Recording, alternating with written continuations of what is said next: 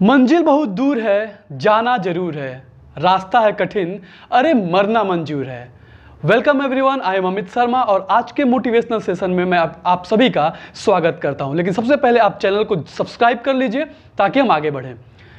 आज हम बात करेंगे एक महिला के बारे में, एक सच्ची नारी सशक्तिकरण, रियल वुमेन एम्पावरमेंट। एक ऐसी महिला जिसको पिछले जितने राष्ट्रपति हमारे देश के रहे हैं सभी ने उनको सम्मानित करा है। एपीजे अब्दुल कलाम, प्रतिभा पाटिल, प्रणब मुखर्जी एंड रामनाथ कोविंद, इन लोगों ने इस महिला को अंतर्राष्ट्रीय स्तर पर सम्मानित किया है। आप जो कोई भी हो, आप बिजनेसमैन हो, आप एक स्टूडेंट हो, आप जॉब करते हो, आप कोई चीज़ कंडक्ट करते हो, कुछ भी हो, अगर आपको लगता है कि आपकी ज़िंदगी में बहुत ज़्यादा समस्या है, मेरा दावा है ये कहानी आपके सारे समस्याओं को कम कर देगी। आपको लगेगा यू आर द हैप्पीएस्ट, कि आपके पास तो कोई समस्या ही नहीं है। तो शुरुआत करते हैं। इस महिला का जन्म हुआ था महाराष्ट्र के एक ग्रामीण क्षेत्र में, बहुत ही ज़्यादा ग्रामीण क्षेत्र में। जब वो बड़ी हुई, वो स्कूल जाना चाहती थी। She wanted to go to school but her parents forced her for taking care of cows and buffaloes. उनके पेरेंट्स ने उसने बस गाय भैंसों को चरवाया और उसकी देखभाल करी। और महज जब वो 9 साल की थी, उनका एक 30 साल ऊपर के उम्र के व्यक्ति से शादी कर दिया जाता है। और जब वो 19 साल की होती हैं, उनके 3 बेटे ऑलरेडी रहते हैं और एक और वो बच्चा उनके कोख में रहता है। जिस एरिया में रहती हैं वहाँ पे बहुत अन्याय होता था। महिलाओं से बहुत सारा काम कराया जाता था और उनको पैसे नहीं दिया जाता था। इन्होंने आवाज़ उठाया और वो माफिया जो ये सारा गैर कानूनी काम कराता था, उसकी शिकायत कलेक्टर से जब इन्होंने किया तो बात तो इनकी सुनी गई, सबको मुक्त कर दिया गया। लेकिन ये होता है ना, सब मुक्त होते हैं किसी एक के बलिदान देने से। वो आदमी इनके पति से जाके बोल दिया कि वो जो बच्चा उनके कोख में है वो तुम्हारा नहीं है, वो मेरा है। अब पति सुन के वो भड़क गया, उनके पेट पे लात से प्रहार किया, कई लात दे दिए, कई पैर मारा, और यहाँ तक कि इनको गाय भैंस के तबेले में ले आकर फेंक दिया कि वो कुचल देंगे और ये मर जाएंगी। लेकिन भगवान, जब जिसका कोई नहीं होता है उनका भगवान होता है। वो बेहोश हो गई। जब उनका आँख खुला तो वह गाय आगे इधर उधर दौड़ रही थी। एक गाय उनके ऊपर खड़ी होकर उनकी सुरक्षा कर रही थी और उसी गाय के नीचे इन्होंने एक बच्ची को जन्म दिया। और तो और पत्थर से 16 बार प्रहार करने के बाद वो नाभि को काटा और उसको वहाँ से वो गाय को गले लगा के रोने लगी। और उन्होंने उस दिन कहा कि आपने मेरी जान बचाई है, मैं कसम खाती हूँ आज से मैं जो भी ज़रूरत होगा मैं उनकी जान बचाऊंगी।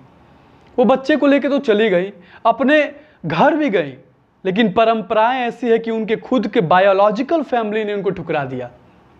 अब उनके पास कोई ऑप्शन नहीं था। वो रेलवे ट्रैक पे चली गई आत्महत्या करने के लिए। जब आत्महत्या करने के लिए वो बैठी थी ट्रैक पर, तो उन्होंने देखा एक ऐसे आदमी को जो अपाहिज था, खाने पीने के लिए चिल्ला रहा था, और अचानक से उनका ध्यान अपनी बेटी पे गया। मानो वो कह रही होती है कि जब मारना ही था तो माँ आपने मुझे जन्म क्यों दिया। वो उठ जाती हैं और उसके बाद वो भिखारियों के साथ बैठ के भिक्षा मांगती हैं, गाना गा गा के, और भिखारियों के लिए ही खाना देती हैं। और उसके बाद इन्होंने क्या किया, कई घर तो था नहीं, शमशान घाट पे रहना शुरू कर दी। और रात को वो शमशान घाट पे जब चिता जलाया जाता था तो वहाँ से उस चिते पे वो रोटियां पकाती, अनाज भून के खाती और गरीबों को खिलाती। ये उनका जिंदगी का संघर्ष रहा है। आपको क्या शिकायतें होंगी?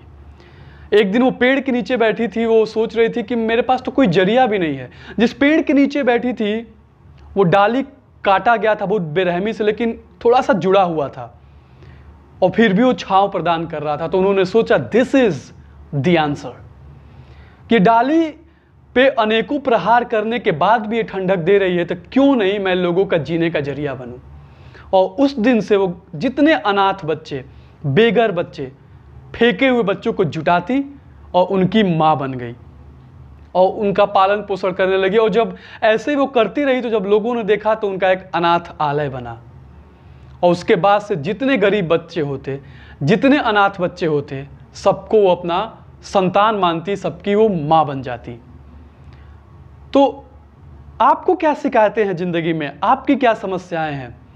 सारी समस्याएं छोटी हो जाती हैं। और बेटी की बात रही ना, कौन कहता है कि बेटियां बोझ होती हैं? अरे जिस घर में बेटियां होती हैं वहाँ तो खुशियाँ हर रोज़ होती हैं।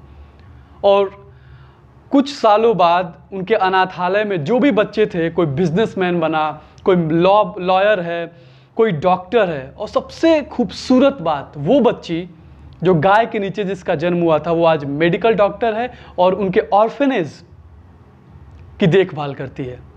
सिंधु टाई को 700 से ज़्यादा पुरस्कार से सम्मानित किया गया। लेकिन वो कहते हैं कि पुरस्कार से पेट थोड़े ना भरता है, भाषण अलग है, भोजन अलग है।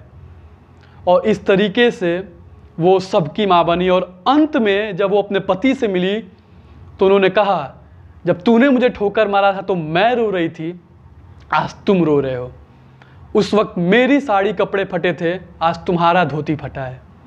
लेकिन चलो तुम मेरे साथ चलो, मेरे अनाथालय चलो, लेकिन एक शर्त है, बेटा बनकर, ना कि पति बनकर। मैं तुम्हें माफ़ कर देती हूँ, लेकिन अब मैं तुम्हारी माँ जैसे देखभाल करूँगी।